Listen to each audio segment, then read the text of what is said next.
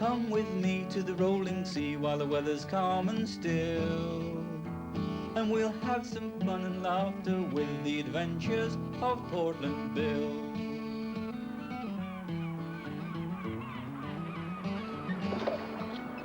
One sunny seaside day, I was in my boat, the Puffin, checking the lobster ponds. But I didn't have any luck. I think the lobsters were playing hide and seek.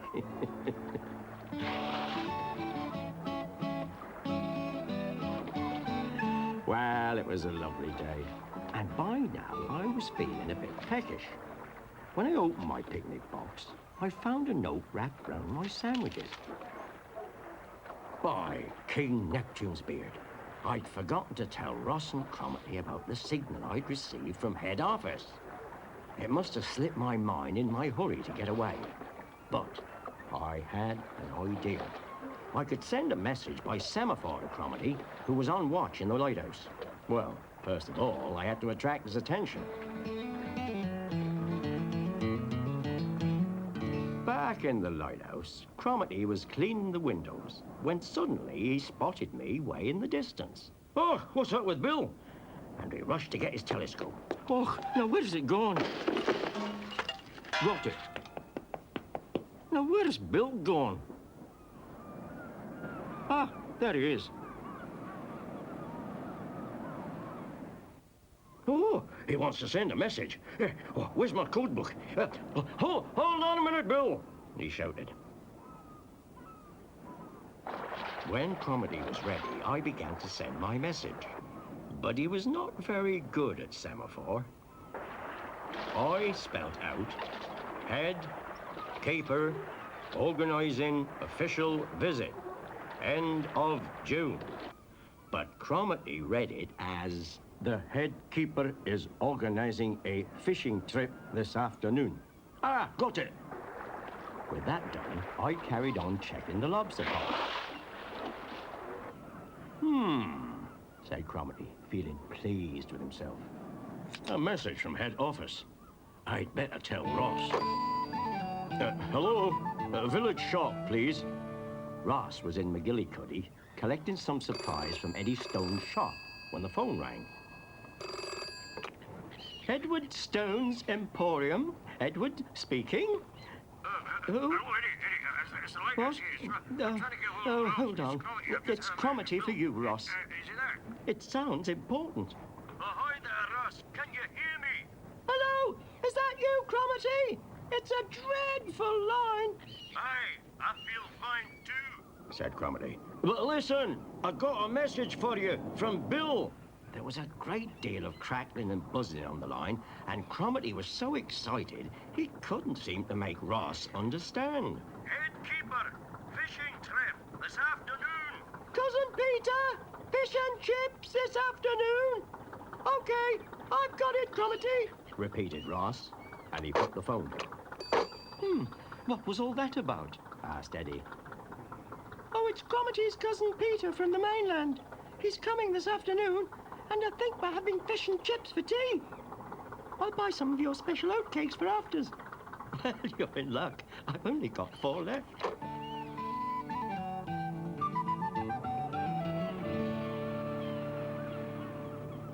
When I arrived home, I got a shock. The table was piled high with a feast, and Ross and Cromarty were looking pleased with themselves. Hello, Bill. We got your message, said Cromarty. But neither the head keeper nor Cousin Peter have arrived yet. "By Neptune's beard," I said, "you've got my message all wrong." But I didn't bother to explain. I just sat down to tea. "You two will have to polish up your semaphore," I told him. "Aye, after we polish off our tea," laughed Cromarty. "Cheeky monkey."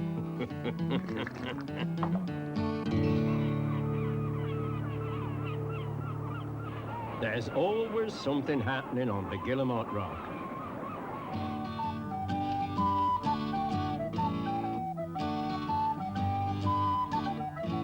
We're polishing and cleaning everything we can, till all the brass is gleaming and the rooms are spick and span.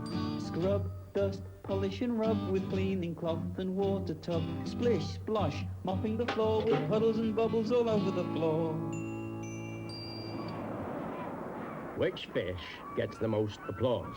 Oh, I don't know. Which fish does get the most applause? A starfish. Da dum ba doo doo doo doo doo doo dum. Da dum ba da dum dum de dum de dum.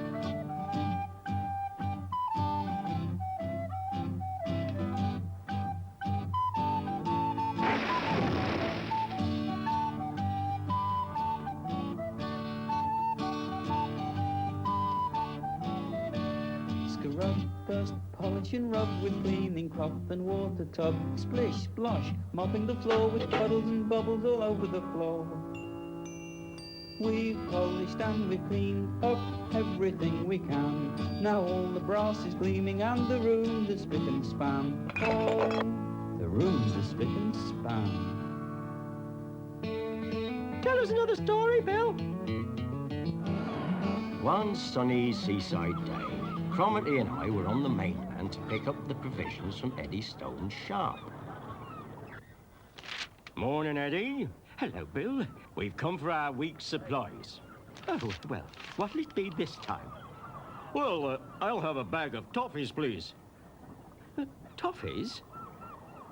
Do you want the special nutty ones? Asked Eddie.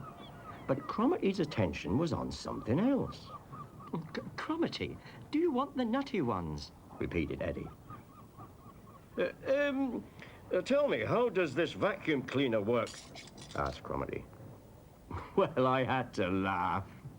That's not a vacuum cleaner, I said. It's a metal detector.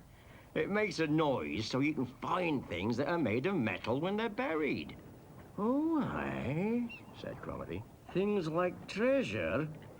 Like St. Bozo's treasure that was lost in this very village 200 years ago. I'll take it. I'll take it. And he handed Eddie 6 months' pocket money, grabbed the detector and rushed out of the shop.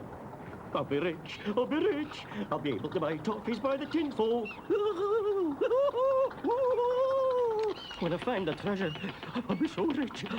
I'll be able to buy my own lighthouse. Babbled Cromarty as he passed Mrs. Lundy's garden. Oh, hello, Mrs. Lundy. I'm searching for lost treasure with my new metal detector. Would you mind if I tried it out in your garden? Oh, do, laughed Mrs. Lundy. That will be fun. So, Cromarty started searching the garden, when suddenly, it's buzzing. Here it is, St. Bonzo's treasure. I found the treasure.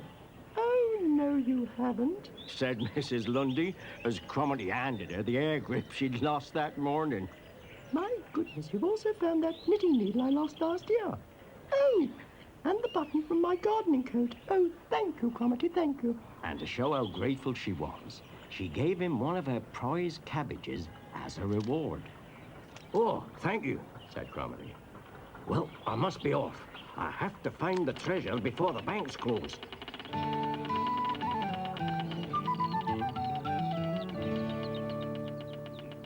Cromarty had only walked a short distance down the leafy lane when he saw Finisterre, the crofter.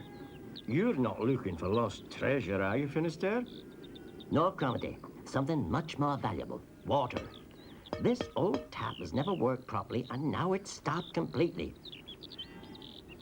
I think the problem is underground, but I can't find the water pipe. Well, of course, Cromarty had just what was needed. His metal detector, and he soon put it to use searching for the pipe. Let's dig here, exclaimed Cromarty suddenly.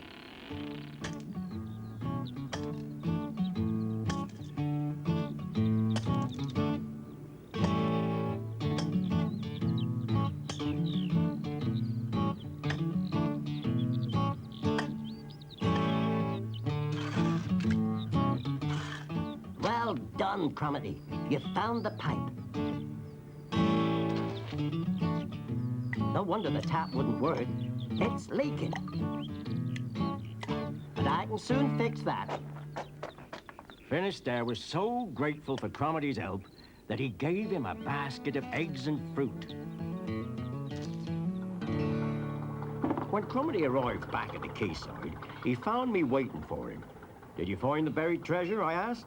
"Oh, no, but I found some treasure to add to the week's supplies," said Cromity proudly, as he handed me the eggs, fruit, and Mrs. Lundy's prize cabbage. Oh, come with me to the rolling sea while the weather's calm and still, and we'll have some fun and laughter with the adventures of Portland Bill.